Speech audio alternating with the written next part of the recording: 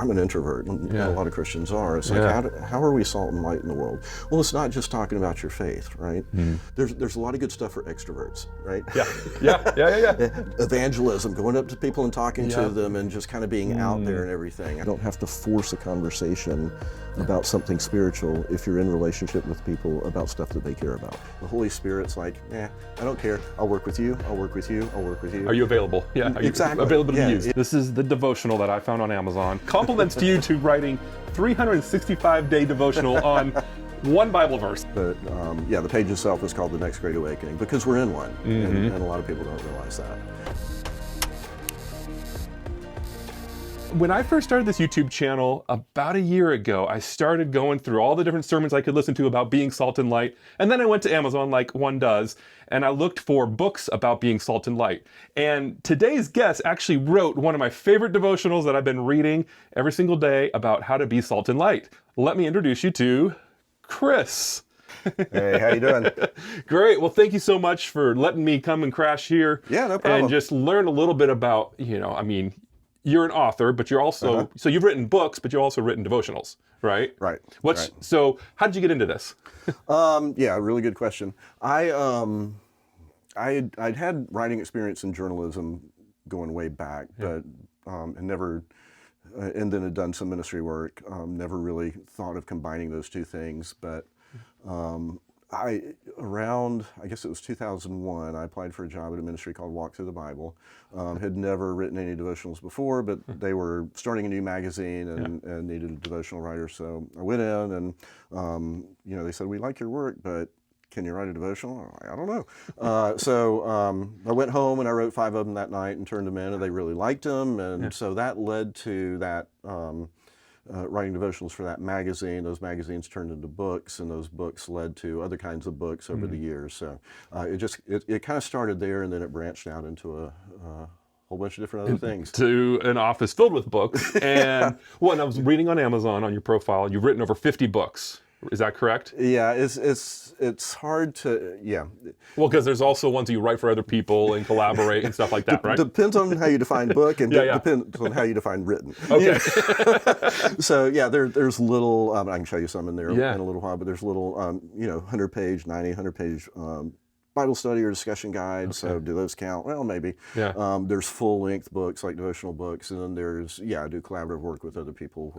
What they used to call ghostwriting, but it's their material. It's totally above board, but I'm helping them put their messages into written form. So all of that together is probably about 120 books, but full-length books that I've written in my own name, 27-ish. Something like that. Yeah. Crazy. Well, let's give me a little tour. So this is the library. Library and one of the primary writing spaces. But I've got my biblical studies stuff over here. I got stir crazy about, this was about 8 or 9 years ago, and decided to go back to school and get a PhD in history. So this is all my history stuff, because I just think, it's, number one, history is really fascinating, but there's so many people today kind of living out of context. They don't know where we've been, and therefore they don't really have a good grip on where we're going. Yeah. And it just, if we don't know something about that, it kind of takes us out of the public conversation. Yeah. Right?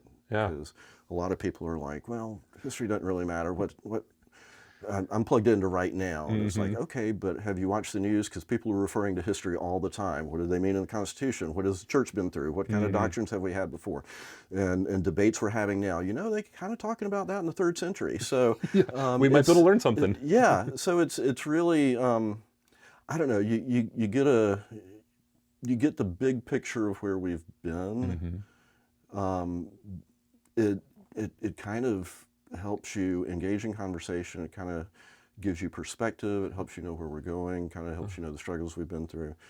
So anyway, I found it fascinating. I taught for a few years, but I'm not doing that anymore. Well, it helps inform your writing process. It definitely does, yeah. In the course of a year, how much time are you spending reading and kind of consuming, and then writing and creating? It kind of depends on the year. I went through, probably 8 or 9 years where I'd written more books than I read. Okay. And that was a terrible situation to be in. I kind of woke up from that at one point and thought, what am I doing? Yeah. Because if you're always pouring out and you're never taking in, you got nothing. Yeah. Eventually, you run Yeah. dry. So I shifted that. All right, well, show me a little bit more around here. And I left, let me go, actually, I'll go pick up the book right now. Okay. The Salt and Light Devotional.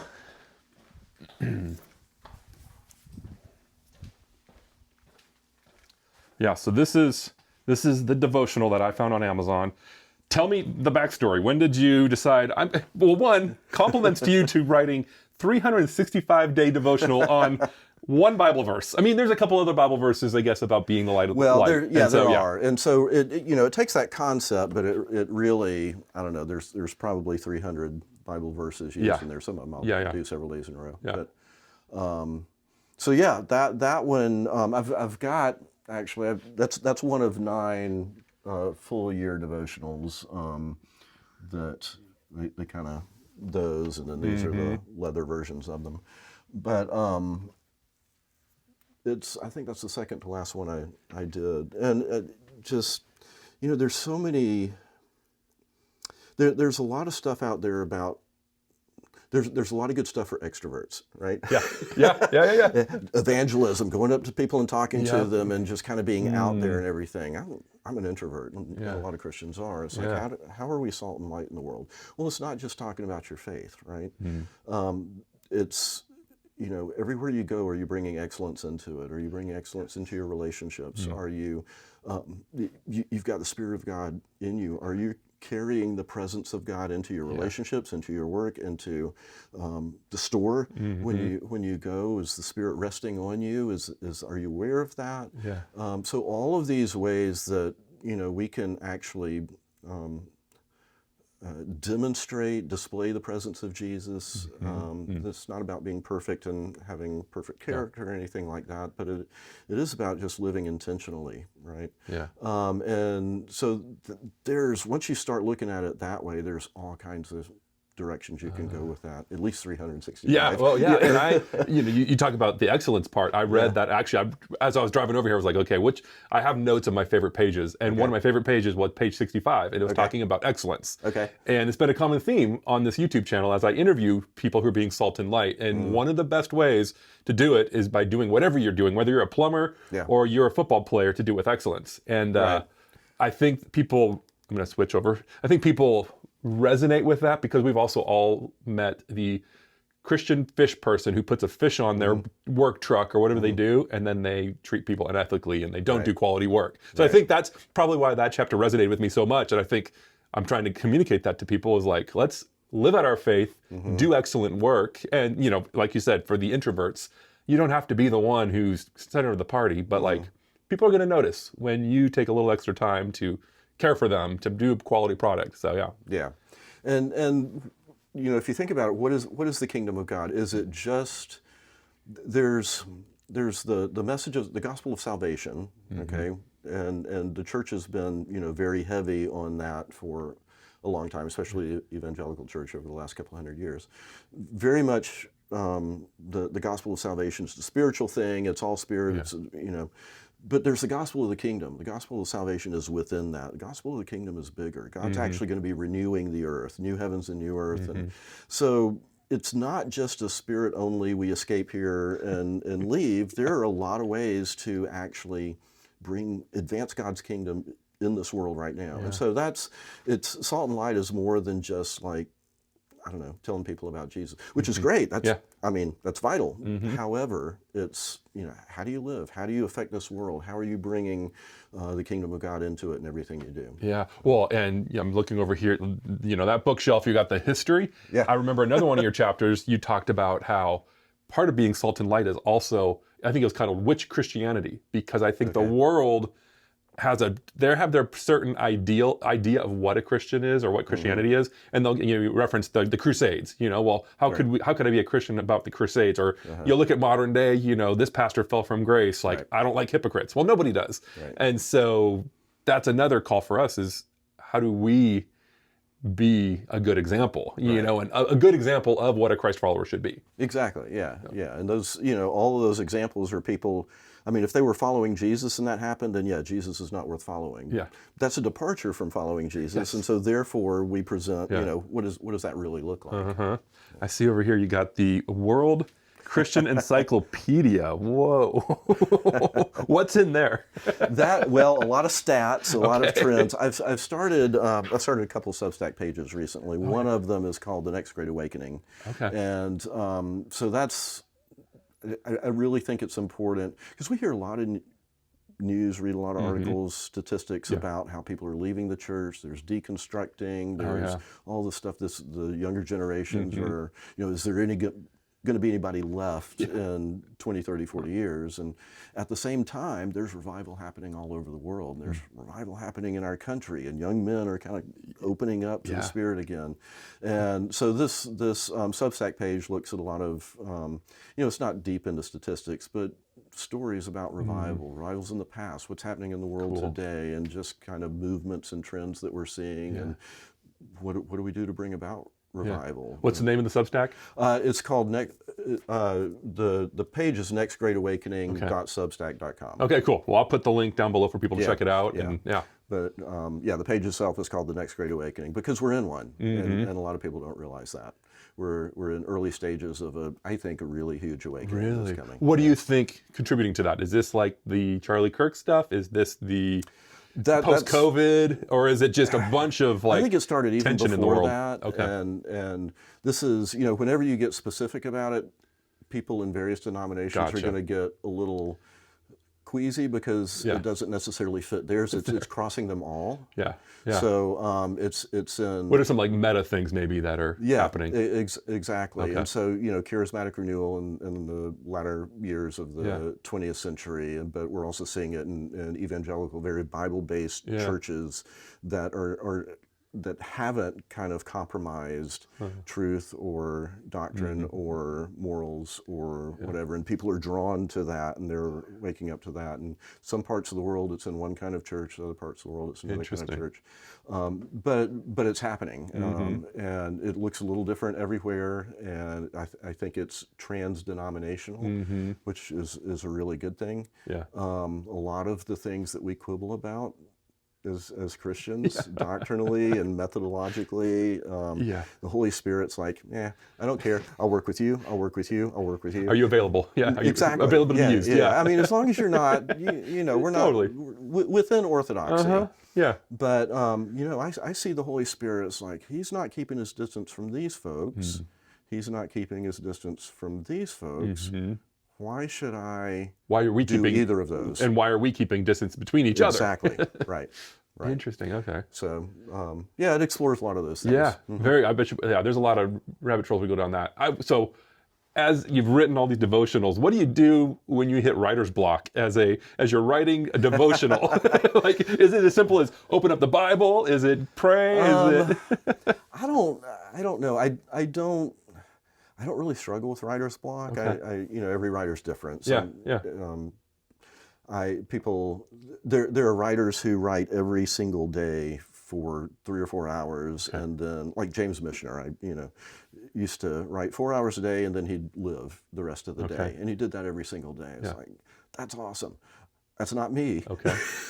I've got more of a manic depressive work style. It's like I ramp up into something and I'm all on. Oh, interesting. And then once that's done, I'm kind of all out. So it takes a little while to ramp back up in. But usually, God, as long as I'm in conversation with God, something's going to come up at some point, right? Sometimes that's thicker than at other times, but there's always stuff. So, over the course of a month, I'll at least have 30, nuggets of thought that I can develop, on a given day, maybe not. Okay. Well, and so with the Salt and Light devotional, do you just remember back to when you were writing it, roughly how long did it take to do 365 days? Gosh, it varies with each one, but I would say on average, it probably takes me, I don't know if I want a deadline, The difference between deadline and inspiration is a really fine line sometimes, But I can do one in 4 or 5, 6 months, but more often it's like 8 or 9, something like that. Yeah. Okay. Cool. Well, looking around here, you got, when you were showing me, you got a creative space. So this probably, is this if you do have a writer's block, or is this just for your own This is just sanity, creativity? Sometimes as I'm ramping up into the day, I'll have a little worship time or something. I'll just play some real simple hymns, or something like that. If I'm it's the middle of the day and I got to do something different, I'll come just it's a mental shift and a spirit shift. That just kind of sometimes that opens things up or kind of gets me in the right frame of mind. Yeah, no, that's cool to hear. And you even got the art easel. You're doing something. Yeah, I haven't painted in a while, but again, it's a different. It puts your mind and your spirit in a different place, right? So sometimes just the visual, you need that balance with the purely inside your head kind of stuff, or the purely informational, right? So yeah, a little bit of that, the sound, the visual, the everything just kind of helps me. Yeah. So I've worked in Christian music for most of my career, and it's awesome. Like I loved it, but I know I had to wrestle with, separating my work with my faith. It was really easy, especially when I was younger, to think, oh, for 8 hours a day, I'm doing the Lord's work, and then, my private, personal time with Jesus was kind of compromised because but Lord, I just spent 8 hours, granted getting paid, doing work for you. And it was work, it was ministry work. For you, is it reading devotionals, when you read other pieces of work, is it kind of like this weird, are you reading it for yourself or critically? Is it hard to go without being critical and, I don't know. It's really interesting that you would ask that, because it's some of both. Usually I can read just for myself. Yeah, and your own pleasure and your own. I can turn on the analytical. I would do this different. Sometimes that stares me in the face. It's like, ooh, I wouldn't have done that. But most of the time I just read. But going back to what you said about kind of separating work from just personal devotional time. Because I've gotten to places at time where it's like, it's hard for me to read the Bible and not be in work mode. Well, especially it's because it's living and breathing, and so every single time you open it up, you're gonna have a new idea. I'm sure. But it feels like when I open up the Bible for personal, benefit, it feels like I'm suddenly on the job. Not clock. I don't have that, but it feels like I'm on the job again. And I don't like that. I'd like to just kind of read it for, Lord, how are you speaking to me right now? And so I have to kind of, force myself or kind of be intentional about that sometimes, because otherwise it's like, well, I've been reading the Bible, been writing from it, I've been studying from it. This is all part of the project that I've been working on. How do I take those lenses off and just read it in a different way? Hard to do, but it's No, I'm because I've personally wrestled with it, and I'm sure in your own field of work. I mean, I know even like people who go on the road touring and they come to church and you want to be kind of critical of how the sounds are being done. Like when it's your profession, Let's head back over in here. I want to ask a few more questions about being salt and light. So just, because the mission of my channel is, I always tell people the goal is to stay salty and shine bright, meaning we want to stay salt and light and we shine bright in whatever our sphere of influence is. So just any advice that you have for people who are hopefully being convicted with every video I put out here, but like what are some just practical ways that people can go out and be salt and light in any sphere of influence that they have? I think just being engaged with people, being engaged with the world. One of the reasons I have so many different areas of interest, I think, is I went through a long time, and I think a lot of Christians do this, where it's like, well, all I really need is the Bible, or all I need is, I need to stay inside the Christian bubble, so to speak. Which, in terms of our relationship with God, that's great, and in terms of our internal relationships with each other, okay.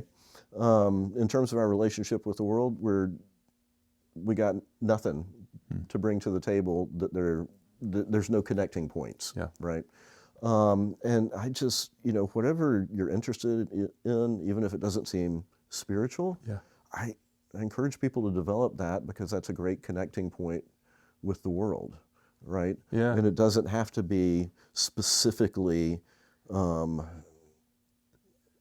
Sunday morning Christian ministry. It's, you don't want it to be unchristian, but God created the whole world, and He created a lot of things in it, and He put a lot of He put a lot of interests and desires in us, and he opened up the world to all kinds of things that people can do, and they can engage this way, and they can engage this way, and they can be really creative, or they can be really scientific and mechanical, and the whole engineering thing. They can be really into research. They can be into just appreciating the world around them. But all of that stuff just kind of builds out the richness of life.